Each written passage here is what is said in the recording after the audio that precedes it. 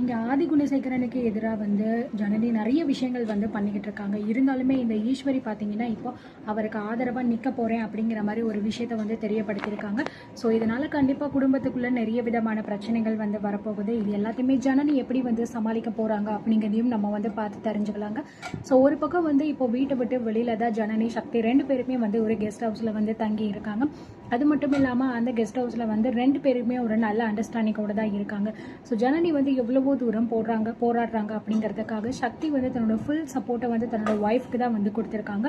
இது ரொம்ப சூப்பரான ஒரு விஷயமா தான் வந்து இருக்கு. அது மட்டும் இல்லாமல் ஜனனிக்கு தேவைப்படக்கூடிய எல்லா விஷயத்தையுமே சக்தி ஒன்றா பார்த்து வந்து செஞ்சு கொடுத்துக்கிட்டு இருக்காங்க. அவங்களுக்கு சாப்பிடக்கூடிய சாப்பாடுலேருந்து எல்லாமே பண்ணி கொடுத்துக்கிட்டு இருக்காங்க.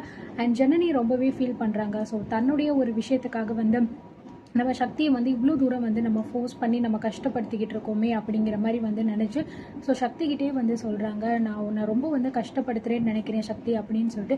இங்கே பாரு ஜனனி, நீ தேவையில்லாமல் எதையுமே உன் மனசில் போட்டு குழப்பிக்காத. நம்ம எதுக்காக இந்த விஷயத்த பண்ணுறோம் அப்படிங்கிறது எனக்கும் நல்லா தெரியும், உனக்கும் நல்லா தெரியும்.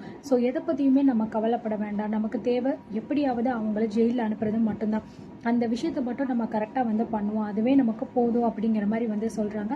சரி ஓகே சக்தி, ரொம்பவே தேங்க்ஸ் அப்படின்னு சொல்லிட்டு ஜனனியும் வந்து சொல்லிட்டு அப்படியே வந்து சாப்பிட்டுக்கிட்டு இருக்காங்க. சாப்பிடும்போது சொல்கிறாங்க, ரொம்பவே சூப்பராக இருக்குது சக்தி அப்படிங்கிற மாதிரி. உனக்காக தான் நான் இதை பண்ணேன், இது ரொம்ப ஹெல்த்தியாக இருக்கும், தாராளமாக நீ சாப்பிட்லாம், நீ ப்ரெக்னெண்ட்டாக இருக்கல, ஸோ உனக்கு இதெல்லாம் ரொம்ப இம்பார்ட்டண்ட் அப்படிங்கிற மாதிரி வந்து சக்தி சொல்கிறாங்க. இதில் என்ன இருக்குது சக்தி, ப்ரெக்னெண்ட்டாக இருக்கிறவங்க மட்டும்தான் இந்த மாதிரி சாப்பிட்ணுன்னு இருக்கா? இது ஒரு ஹெல்தி தானே, ஸோ நீயும் தாராளமாக சாப்பிட்லாம்ல, இதை விட்டுட்டு எதுக்கு நீ தேவையில்லாமல் இந்த காஃபியெல்லாம் குடிச்சிக்கிட்டு இருக்க அப்படிங்கிற மாதிரி வந்து கேட்குறாங்க. சரி ஓகே, இப்போ என்ன, நானும் இதை சாப்பிட்ணும் அவ்வளோதானே, நாளைக்கு நானுமே இதை சேர்த்தே செஞ்சுறேன், 2 பேருமே ஒன்றாவே வந்து சாப்பிட்லாம் என்ன அப்படிங்கிற மாதிரி வந்து 2 பேருமே நல்லபடியாக பேசிக்கிட்டு வந்து இருக்காங்க. ஸோ இதனாலேயே இவங்க 2 பேருக்குமே ஒரு நல்ல அண்டர்ஸ்டாண்டிங் பாண்ட் வந்து இருக்குது அப்படிங்கிறத வந்து காட்டுறாங்க. கண்டிப்பாக வந்து ஒரு ஹஸ்பண்ட் அண்ட் ஒய்ஃப் இந்த மாதிரி இருந்தால் ரொம்பவே நல்லா தான் இருக்கும். அந்த நேரம் பார்த்து கரெக்டாக வந்து ஜனனிக்கு ஒரு ஃபோன் கால் வருது. ஸோ யார் அப்படின்னு பார்த்தோம் அப்படின்னா நம்ம பார்கவி தான் வந்து ஃபோன் பண்ணுறாங்க. யார் ஜனனி ஃபோன் பண்ணுறா அப்படின்னு சொல்லிட்டு சக்தி கேட்கும்போது பார்கவி தான் அப்படிங்கிற மாதிரி சொல்லிட்டு அட்டன் பண்ணி வந்து பேசுகிறாங்க. சொல்லு பார்கவி அப்படின்னு சொல்லிட்டு. அக்கா எங்கேக்கா இருக்கீங்க, நல்லா இருக்கீங்களா நீங்கள் அப்படிங்கிற மாதிரி வந்து கேட்குறாங்க. நல்லா இருக்கேன் பார்கவி அப்படிங்கிற மாதிரி சொல்கிறாங்க. அக்கா இங்கே வீட்டில் இப்போது பந்தக்கால் நடுறதுக்கான விசேஷத்தை வந்து வைக்க போகிறாங்களாங்க்கா, உங்களால் இங்கே வர முடியுமா அப்படிங்கிற மாதிரி வந்து பார்கவி வந்து கேட்குறாங்க ஜனனிக்கிட்ட. ஸோ ஜனனி வந்து பார்த்தீங்கன்னா ஒரு 1 or 2 செகண்ட்ஸ் வந்து கொஞ்சம் வெயிட் பண்ணி யோசிக்கிறாங்க. என்னக்கா யோசிச்சுக்கிட்டு இருக்கீங்க, நீங்கள் வரமாட்டிங்களா அப்படிங்கிற மாதிரி பார்கவி கேட்கும்போது, இல்லை அது இல்லை பார்கவி, உனக்கே நல்லா தெரியும் இப்போ என்ன பிரச்சனை போய்கிட்டு இருக்கு அப்படின்னு சொல்லிட்டு. அது மட்டும் இல்லாமல் அந்த வீட்டில் அவங்கெல்லாம் இருக்கும்போது நான் எப்படி வர முடியும், அதுவும் அவரை எதிர்த்து தான் நான் வந்து இந்த விஷயங்கள் எல்லாத்தையுமே வந்து பண்ணிக்கிட்டு இருக்கேன். இப்போ நான் அங்கே வந்து அது ரொம்ப பெரிய பிரச்சனை ஆயிடும் பார்கவி அப்படிங்கிற மாதிரி வந்து சொல்கிறாங்க. இல்லைக்கா, அவர் இங்கே இல்லை, வீட்லேயே வந்து ஒரு 2 நாளாக அவர் இல்லை, வெளியில் எங்கேயோ தங்கியிருக்காரு அப்படிங்கிற மாதிரி தான் சொல்லிக்கிட்டு இருக்காங்க அப்படிங்கிற மாதிரி வந்து சொல்லும்போது நினச்சேன், நான் கண்டிப்பாக இந்த விஷயத்துலேருந்து அவர் தப்பிக்கணும் அப்படிங்கிறதுக்காக என்ன வேணாலும் வந்து செய்வார். அதனால தான் நாங்கள் அந்த வீட்டை விட்டு வெளியில் வந்து நம்ம ஜாக்கிரதையாக இருக்கணும் அப்படிங்கிறதுக்காக தான் இதை பண்ணிக்கிட்டு இருக்கோம் பார்கவி. அது மட்டும் இல்லாமல் இப்போ நான் அங்கே வந்தேன் அப்படின்னா கண்டிப்பாக வந்து பெரிய பிரச்சனை தான் வரும். அக்காங்களே என்னை பற்றி என்ன நினைப்பாங்க அப்படிங்கிறது எனக்கு ஒன்றும் தெரியலை. அது மட்டும் இல்லாமல் இவ்வளோ நாள் வரைக்கும் ஜனனி அப்படிங்கிறவ அந்த வீட்டில் எல்லாருக்கும் பிடிச்ச ஒரு பொண்ணாக இருந்து அக்கா எல்லாருமே என்னை தலைமையில் தூக்கி வச்சுட்டு இருந்தாங்க. ஆனால் இப்போது நடக்கிற விஷயங்கள் எல்லாமே உனக்கு நல்லா தெரியும்.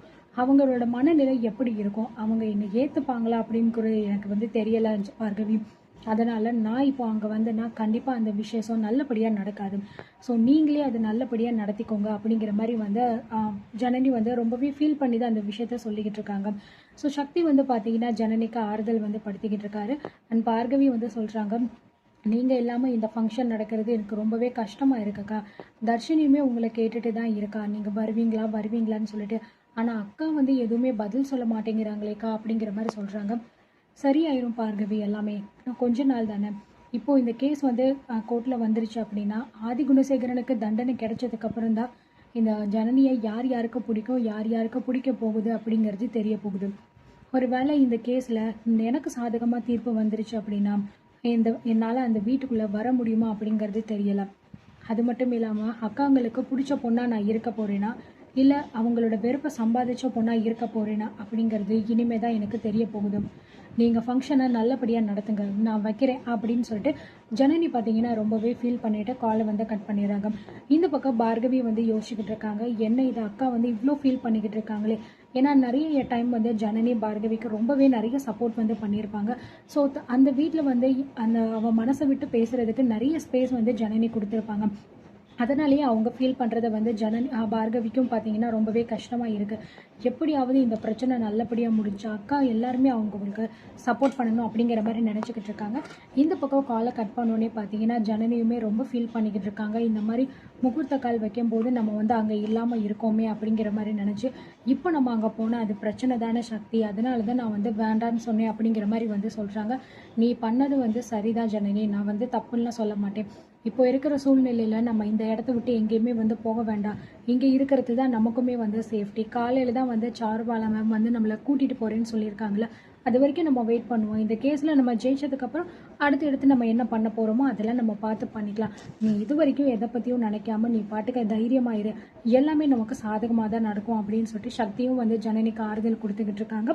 சரி பார்க்கலாம், கண்டிப்பாக வந்து சக்திக்கு ஜனனிக்கு வந்து ஆதரவாக இந்த கேஸ் முடிய போகுதா அல்லது ஆதி குணசேகரனுக்கு ஆதரவாக முடிய போகுதா, அண்ட் நீங்கள் என்ன நினைக்கிறீங்க அப்படிங்கிறத கண்டிப்பாக கமெண்ட் செக்ஷனில் வந்து சொல்லுங்கள். தேங்க்யூ.